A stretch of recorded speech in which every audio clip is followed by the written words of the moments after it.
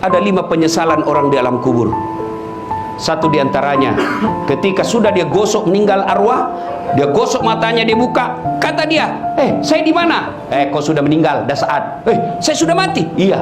Ya Allah, hidupkan saya kembali, hidupkan saya kembali ke dunia, sekejap saja, kira-kira 1 menit lah kalau boleh.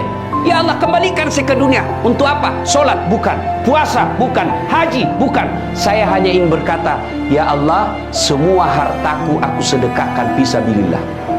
Kenapa bukan minta sholat? Karena sholat hanya bisa dapat pahalanya ketika kita masih sholat. Haji hanya bisa kita dapat ketika kita haji. Puasa hanya kita dapat ketika kita puasa. Tapi sedekah, meskipun sudah tulang belulang hancur, kita tetap mengalir. Itulah yang disebut sedekah jariah. Keliru Bapak Ibu yang Allah kasih rezeki, Bapak tidak bersedekah. Keliru. Dan alhamdulillah, makin bersedekah, Allah makin ganti. Maka almarhum almarhumah, insya Allah lapang kuburnya karena ada sedekah beliau. Yang ketiga, yang akan menolong kita di alam kubur adalah ilmu yang bermanfaat. Almarhum almarhumah, beliau suami istri, tokoh pendidikan. Itulah ilmu yang bermanfaat. Ketika diajarkan ilmu hukum kepada mahasiswanya, diajarkan tentang keadilan, lalu anak mahasiswanya menjadi pengacara yang membela dan menegakkan keadilan, selama itu juga amal-amal akan mengalir. Maka karena itu, ibu bapak kalau dapat konten-konten dakwah, jangan berhenti di grup, jangan berhenti di HP bapak, sebarkan. Bapak punya 10 grup WhatsApp, satu grup 100 orang, kirim, 1000 orang yang terima.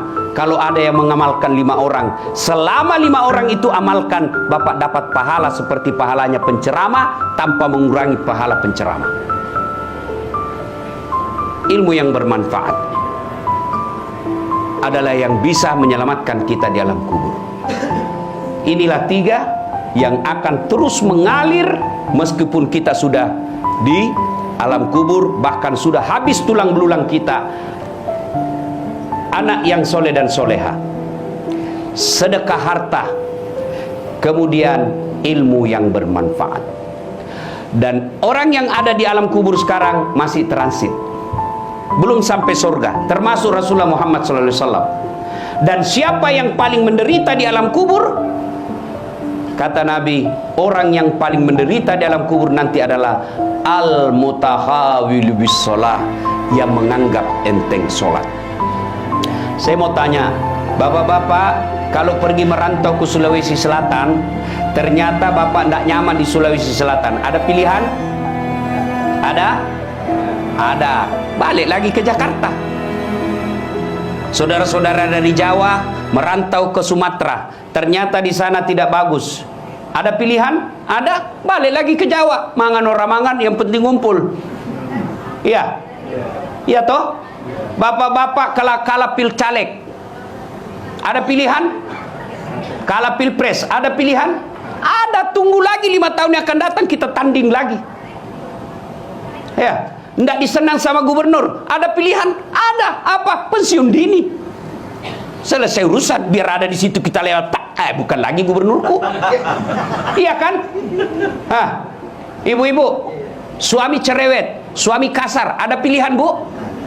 Ada. Pulangkan saja aku pada ibuku atau ayahku. Selesai. Ya, bapak-bapak punya istri cerewet, ngamuk aja kerjanya, nggak tahu menghargai suami. Ada pilihan? Ada. 2 pilihan. 1 tambah jadi 2, 2 cerai. Ada pilihan pak. Maknanya bapak menderita di dunia masih ada pilihan. Dan tidak ada orang menderita di dunia dari bangun sampai tidur sampai bangun lagi menderita 24 jam. Tidak, pasti ada senyum-senyumnya. Tapi kalau bapak masuk kubur, ada pilihan?